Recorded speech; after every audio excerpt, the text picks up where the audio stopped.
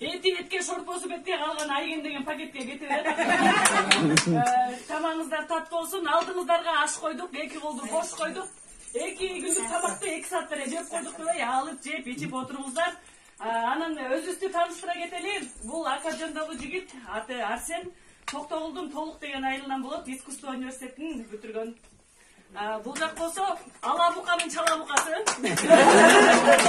Жана Трескул Манас университетинин эстрада бөлүмүн аяктаган, азыркы учурда КТРК спорт каналынын комментатору болуп эмгектенет.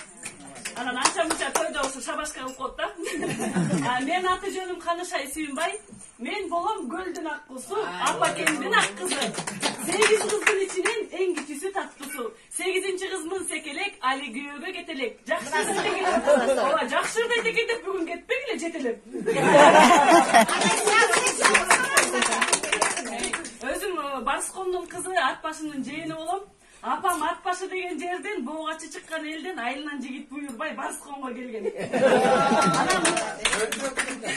Анан дайым айтып калат апам, эркектер баштаса өргө, аялдар баштаса көргө. Аме көргө деп коет. Бирок туура деп башыңга өтүшпөй байке. Анан ушул жакта отурган баардык өзүмдүн эле абаларым экен. Агатайым деп өзүм абаларыма берейин дагы, агаларыбызды байкайлы, болбосо башты чайкайлы.